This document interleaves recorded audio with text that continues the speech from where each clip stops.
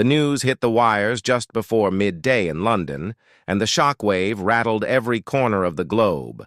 Buckingham Palace was forced to confirm that His Majesty King Charles III had released a formal, stunning statement regarding his wife, Queen Camilla.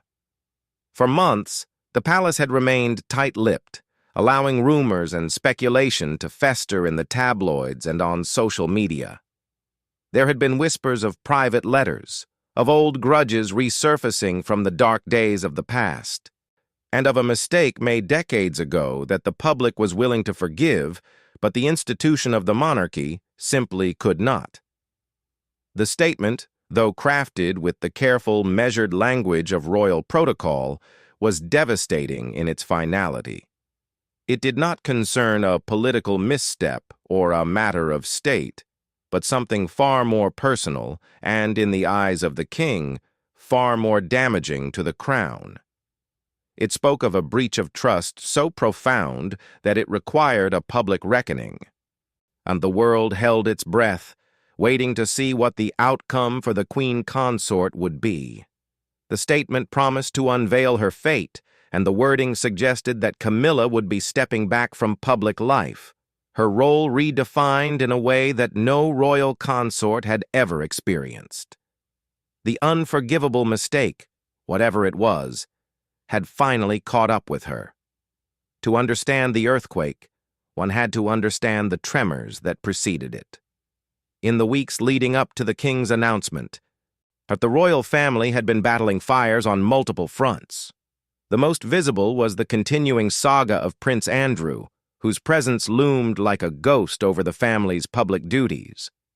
His arrest on suspicion of misconduct in public office had forced the king to issue a firm statement emphasizing that the law must take its course, a clear distancing from his disgraced brother.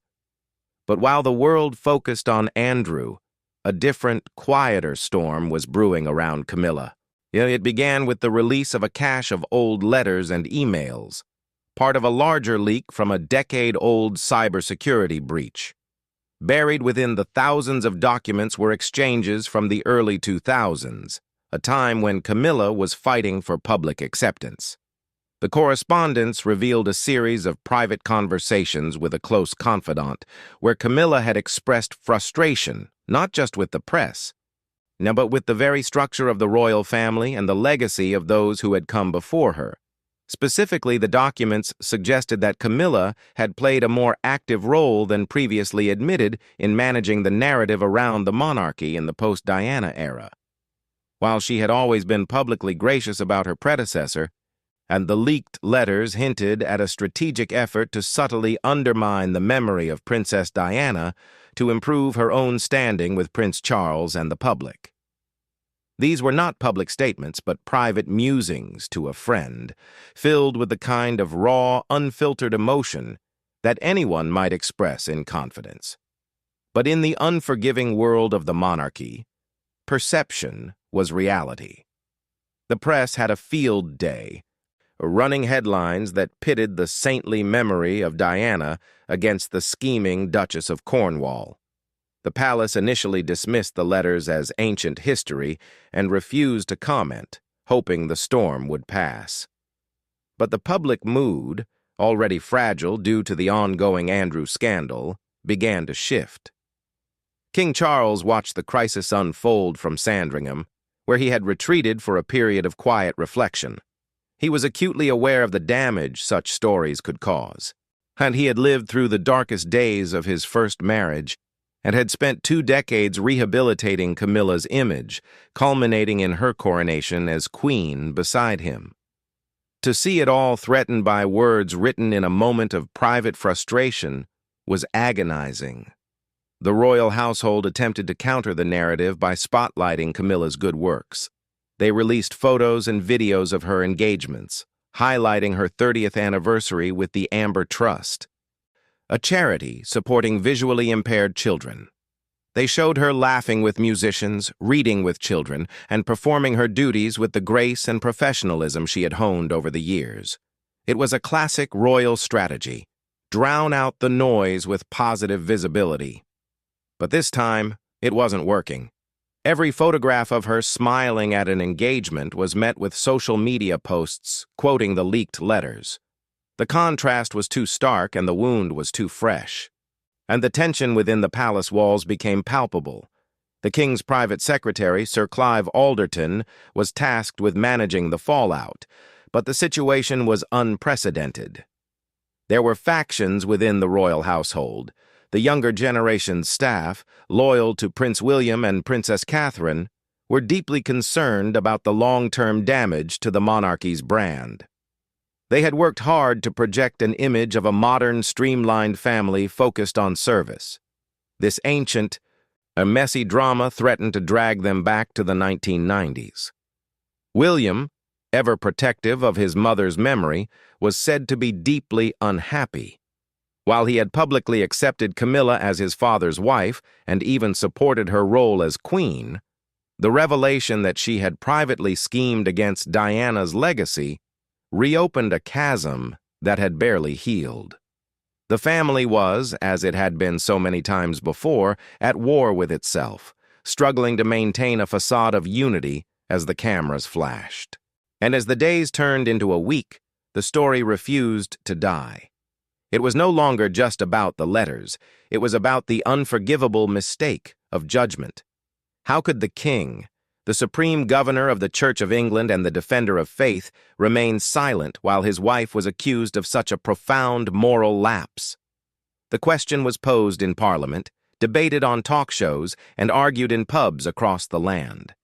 The polling numbers, already fragile due to the Andrew affair, began to plummet. An Ipsos poll showed that public perception of the royals was down in almost every measure, with less than a third of the British public believing the family was handling its scandals well. The numbers were damning.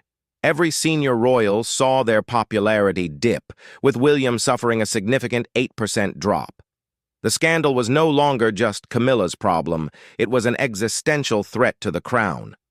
King Charles, a man who had waited his entire life to be monarch, palace. A frantic series of meetings took place. The king, guided by Alderton and his most senior advisors, weighed his options. Doing nothing was no longer viable. Issuing a simple denial would be seen as a lie. The only option was to acknowledge the reality and attempt to control the damage by defining the consequence. And the stunning Crown Statement was drafted and redrafted. It had to be firm, final, and fair. It had to protect the king's integrity while addressing the public's anger. It had to announce an outcome for Camilla. The decision, when it came, was the king's alone. It was an act of immense personal sacrifice, a choice between his love for his wife and his duty to his crown. In the end, the crown won.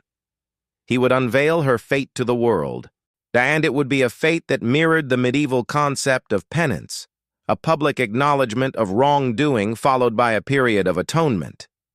When the statement finally dropped, the world scrambled to parse its meaning. It began with the expression of the king's profound love and gratitude for his wife, acknowledging her decades of service and support. But the core of the message was clear.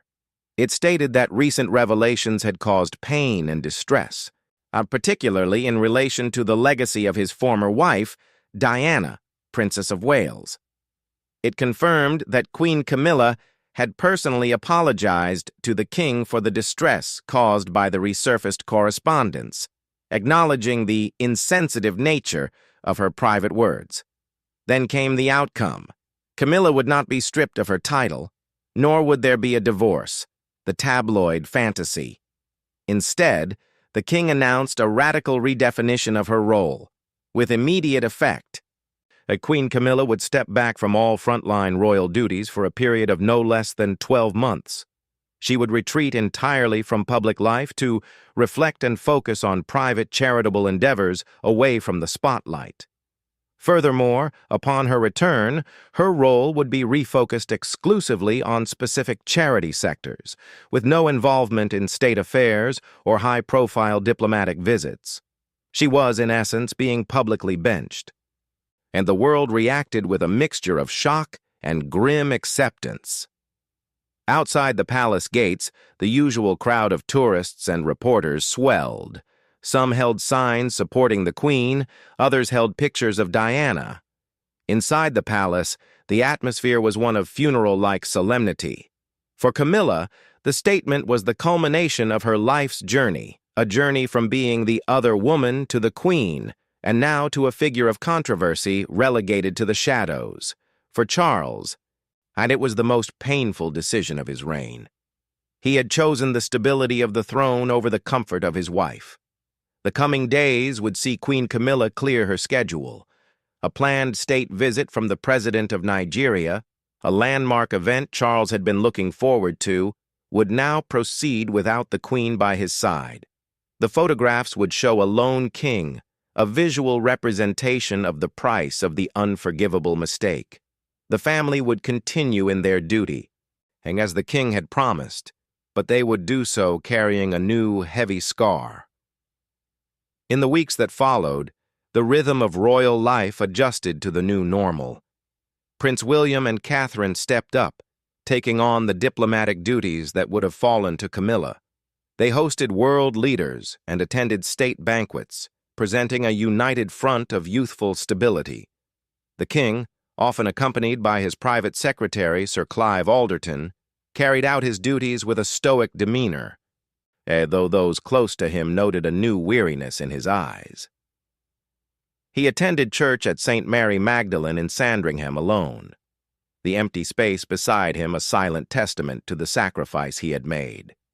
He had a full diary, including a much-anticipated trip to the United States for America's 250th anniversary celebration, a trip that would notably not include a visit to his son Prince Harry in California, keeping the family rifts as wide as ever. The show, as it always must, went on. And then what of Camilla? She retreated to a private residence in the countryside, away from the London chaos. There were no official photographs, no press releases. The silence surrounding her was deafening. Occasionally, a newspaper would publish a grainy long-lens photograph of her walking her dogs or tending to a garden, always alone.